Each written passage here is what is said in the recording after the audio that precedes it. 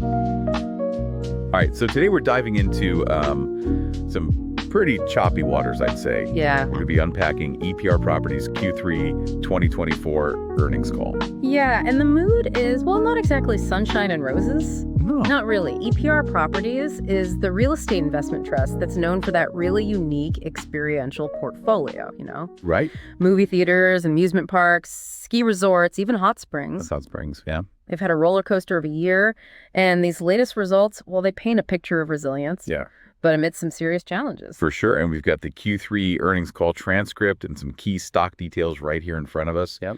And the big story, unfortunately, begins with those back-to-back hurricanes that slammed into Florida. Yeah, you're talking about Helene and Milton. Right. Which directly hit EPR's two St. Petersburg beach hotels. Yeah. And the damage is pretty extensive. Yeah. The company's already taken a $12.1 million impairment charge, essentially writing off their value, and it's looking more and more likely that those properties are just going to be removed from the portfolio entirely. Yeah, that's a significant hit. And it raises some, pretty tough questions about the future of owning coastal properties in a world where these kinds of extreme weather events are happening more frequently. Yeah, it's a sobering reminder of the risks involved, for sure. Yeah. And the financial fallout. It goes beyond just the immediate damage. No. Think about the complexities of insurance claims, potential rebuild costs. Right. If they choose to go that route. Yeah. Not to mention the lost revenue while those hotels are out of commission. Exactly. Insurance premiums for coastal properties are already sky high. Yeah. And after events like this, you can bet they're just going to climb even higher. For sure. It makes you wonder how sustainable it is to own these kinds of assets in the long run, especially as climate change intensifies these weather patterns. Yeah, it's a conversation that a lot of REITs, not just EPR, are going to have.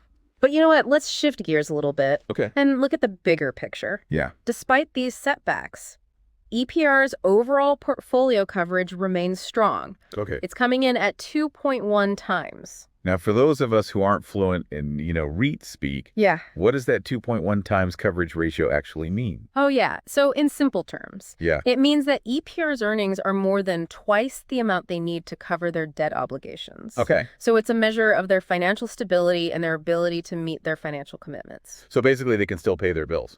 Yeah. So while the hurricane losses are significant, they're not crippling the company. Okay, that's reassuring to hear. Right. So let's talk about the heart of EPR's portfolio. Yeah. Those experiential properties that make them so unique. Right. And we're talking about everything from movie theaters to amusement parks to, you said, hot springs. You got it. That experiential portfolio makes up a whopping 93% of their total investments. Wow.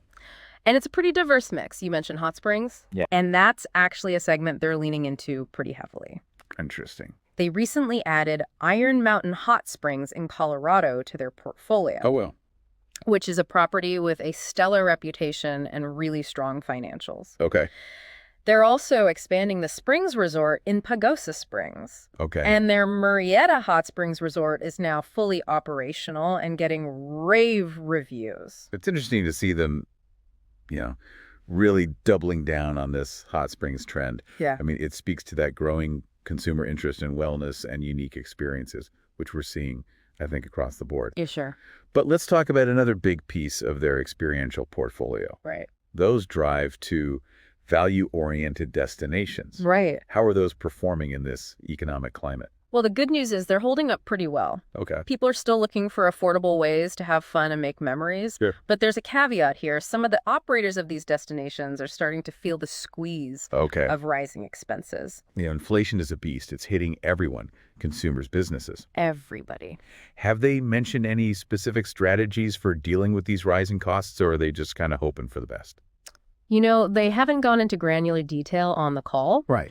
But they've emphasized their commitment to working closely with their tenants to navigate these challenges. So a collaborative approach. Yeah, it sounds like it, which makes sense because they need their tenants to succeed if they want to succeed. Right. So it'll be interesting to see how this plays out in the coming quarters. Agreed. Now, we can't talk about EPR's experiential portfolio without addressing the elephant in the room. Yeah. Movie theaters. Right. I mean, they've been through this wild ride in recent years, haven't they? They have. Pandemic closures, the rise of streaming, and now those Hollywood strikes. Yeah. What's the latest on that front? It's a roller coaster for sure. Yeah. But there are signs of life despite those headwinds. EPR is actually increasing its 2024 box office guidance. Oh. They're projecting a range between $8.3 billion and $8.7 billion, which is up from their previous estimate. That's surprising given all the negativity swirling around the movie theater industry. Yeah. Are they just putting on a brave face, or do they genuinely see a path to recovery? It seems like a bit of both. Okay. They're acknowledging the challenges, but they're also pointing to some positive indicators. Okay. For one, the negative impact of those writers and actors' strikes appears to be waning. Right. And maybe more importantly, there's a massive wave of blockbuster movies that are slated for release in the coming months. Oh, yeah. We're talking Venom 3, Gladiator the Second, Wicked Moana 2, Sonic the Hedgehog 3, Wow. and even Mufasa, The Lion King. It's a lineup that's practically guaranteed to get people back into theaters. Right. Yeah, that's a pretty impressive slate of films. And it sounds like Hollywood is pulling out all the stops Yeah. to lure audiences back to the big screen. Yeah.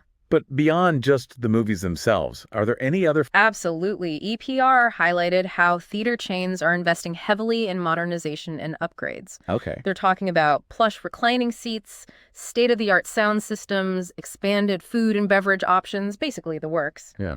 They're trying to create a more immersive and enjoyable experience that goes beyond just watching a movie. It's about making a night out at the movies feel special again. Right. Something you can't replicate at home on your couch. Right. It's a smart strategy. They need to give people a reason to leave their comfy couches and venture out to the theater. Exactly. But with all these changes and uncertainties, what's EPR's overall approach to its theater portfolio right now? Are they doubling down? Are they holding steady?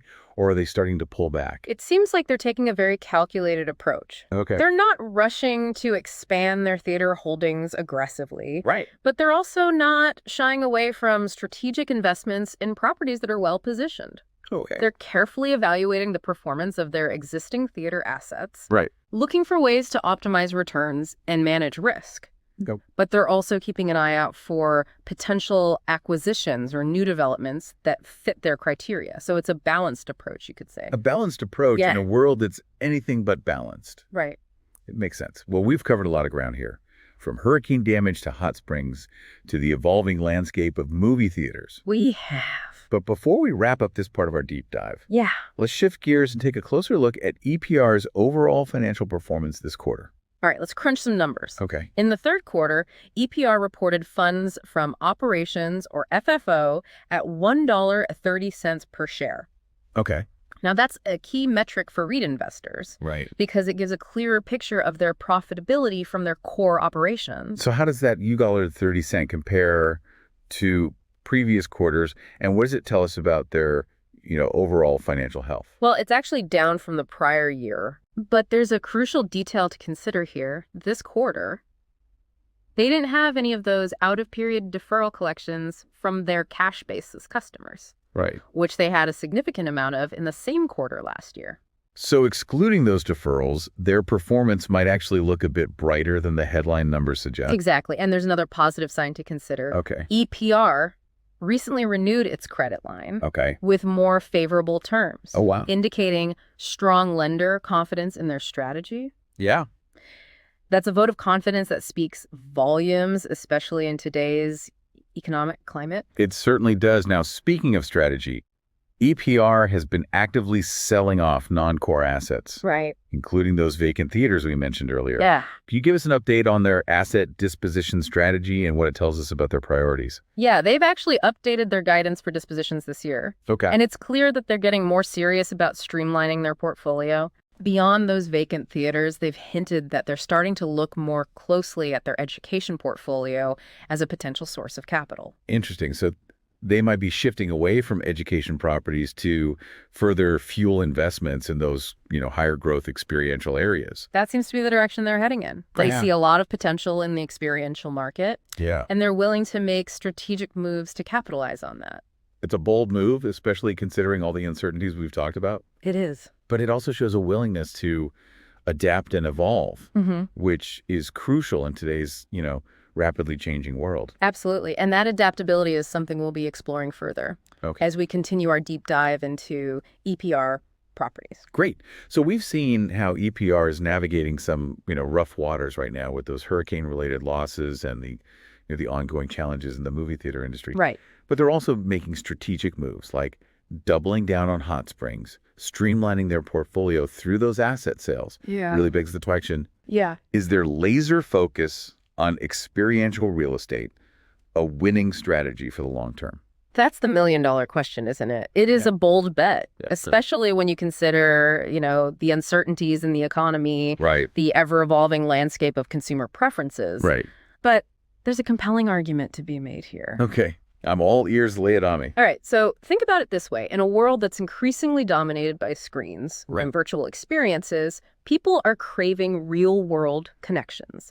Tangible experiences more than ever. Sure. You can't replicate the thrill of riding a roller coaster, the energy of a live concert, or the relaxation of soaking in a hot spring through a screen. Yeah, you've got a point there. There's something about being present in a moment, surrounded by other people who are sharing that same experience that you just can't get from the digital world. Exactly. And EPR is tapping into that fundamental human need for connection and shared experiences. They're not just investing in, any kind of real estate. They're curating a portfolio of properties that offer these unique, immersive experiences that can't be easily replicated online. These are places where people gather, socialize, create memories, and engage all their senses. It's interesting how they've carved out this niche for themselves in the REIT world. Most people, when they hear REIT, they think of shopping malls, office buildings, those traditional brick and mortar assets. But EPR is playing a different game. They are. One that seems to be resonating with consumers, especially in today's world. And what's also noteworthy is their focus on diversification within that experiential category. They're not just relying on one type of property or tenant. They've got entertainment venues, leisure destinations, even those education properties, although they seem to be shifting away from those.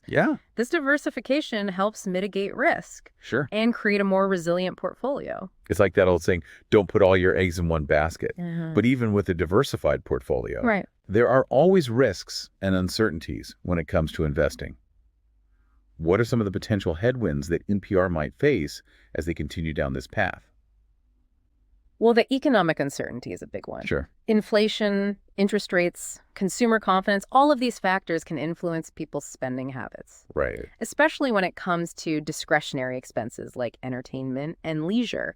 If people are feeling the pinch in their wallets, they might cut back on those movie tickets or amusement park visits. Exactly. A recession could definitely put a damper on people's willingness to shell out for those kinds of experiences. For sure. Another potential challenge, and this ties back to our earlier discussion about technology, is the need for EPR to stay ahead of the curve when it comes to consumer preferences. The world of entertainment and leisure is constantly evolving, and EPR will need to adapt to ensure their properties remain relevant and attractive to consumers. So they can't just rest on their laurels and assume that what worked yesterday will automatically work tomorrow. Nope. They need to keep their finger on the pulse of what's next, what's trending, what's capturing people's attention. Exactly. They need to anticipate changes in consumer behavior and be willing to evolve their portfolio accordingly. We've seen them do this with their investments in hot springs, which tap into that growing wellness trend. But what's next? What other types of properties or experiences might they explore in the future? That's the question, isn't it? It's like they're trying to predict the future of fun. It is a bit like that, and it's a challenge that I'm sure keeps EPR's management team up at night. I think they'll continue to look for properties that offer unique, immersive experiences that can't be easily replicated at home or online. Perhaps they'll delve further into interactive museums, virtual reality arcades. Or even those adventure parks that combine physical activity with technology. I think the possibilities are pretty vast. I'm picturing some kind of futuristic escape room meets theme park. Sounds pretty cool. Yeah. But let's bring this back to the here and now based on what we've learned from this earnings call. Yeah. What's your overall assessment of EPR's current position and their prospects for the future? I think they're in a solid position. Okay. Despite the recent hurricane setbacks and the ongoing challenges in the theater industry, their core portfolio is performing well. Okay. They're financially sound. Good. And they're taking a strategic approach to navigate a very dynamic market. Yeah. They've also demonstrated an ability to adapt and evolve their portfolio, which is crucial in today's rapidly changing world. It sounds like they're holding steady even as they chart a course through some pretty choppy waters. Right. But for investors who might be considering adding EPR to their portfolio, Yeah. what are some of the key things they should keep in mind? I think it's important to remember that EPR is a specialized REIT Oh. with a unique focus on experiential properties, and this specialization comes with both opportunities and risks. On the one hand, they're tapping into a growing market segment Right. with a loyal customer base. Yeah. But on the other hand, their performance is more closely tied to consumer spending habits Right. and the broader economic climate. So it's not your typical steady as a rock REIT investment. Not necessarily. It might be a bit more volatile, Okay. but it also offers the potential for higher returns, especially for investors who believe in the long-term viability of the experiential economy. Higher risk, higher reward sounds like a classic investment trade-off. It is. But before we wrap up this part of our deep dive, Yeah. I want to circle back to that point you made earlier about EPR needing to stay ahead of the curve when it comes to consumer preferences. Right. How do you think the evolving landscape of technology, particularly things like virtual reality and the metaverse, Right. will shape the future of experiential real estate? That's a fascinating question. Yeah, And one that deserves careful consideration. for sure. It's clear that technology is already shaping how we experience the world, and it's only going to become more pervasive in the years to come. So how does a company like EPR, which is so deeply invested in physical real-world experiences, adapt to this increasingly digital world? Yeah. Do they embrace those technologies, try to compete with them, or find some kind of middle ground? I think the key for EPR, and really for any company in the experiential space, Yeah. is to find ways to integrate technology in a way that enhances those real-world experiences, not replaces them. Right. Think about it. Technology can create immersive environments, personalize experiences, Right. and even connect people across geographical boundaries. So it's not about choosing between the physical and the digital. It's about finding ways to blend those worlds together Yeah. to create something even more engaging and compelling. Exactly. It's about creating a synergy between the tangible and the virtual. It's a fascinating challenge and one that we'll be watching closely as EPR continues its journey. But before we get too far ahead of ourselves, let's shift gears and take a closer look at that other big piece of EPR's portfolio, Right. the movie theater industry. Right. It's been on a roller coaster ride of its own in recent years, It has. and EPR has a lot riding on its recovery. Okay, so let's turn our attention now to EPR's theater portfolio, All right. which I think a lot of people view as, kind of their most intriguing and perhaps most debated holding. Yeah, it certainly had a dramatic few years. For sure. The pandemic forced all those closures and streaming services just exploded in popularity. Right. And there were some serious doubts about the future of movie theaters. Yeah, the narrative for a while was everyone's just going to stay home and stream movies. Right. But that hasn't exactly played out, has it? I mean, people are returning to theaters. They are. And this earnings call, I think, gives us some valuable insights into how EPR is navigating this, evolving landscape. Yeah, it's fascinating because while the box office still hasn't fully recovered to pre-pandemic levels, it is showing clear signs of life. Okay. And EPR is actually increasing their guidance for the year. Yeah, they seem pretty optimistic even with the lingering effects of the writers and actors strikes. Right. Did they provide any color on how those strikes impacted their theater portfolio? Yeah, they acknowledged that the strikes definitely disrupted the film release schedule, Right. which obviously affects box office numbers. Of course. But they also emphasized that they believe the worst of that disruption is behind us. Okay, that's encouraging to hear. It sounds like they're seeing a light at the end of the tunnel. Yeah, it appears so, and that optimism is partly driven by the strong slate of films scheduled for release in the coming months. Yeah, we touched on that earlier, all those big-budget, highly anticipated titles hitting theaters soon. Blockbusters are back. But it's not just about the movies themselves, is it? The theater experience itself is evolving, and EPR talked about some interesting trends there. Absolutely. They highlighted how theater chains are investing heavily in modernization and upgrades Okay. to enhance the overall experience for moviegoers. So we're talking, plush reclining seats, state-of-the-art sound systems, expanded food and beverage options.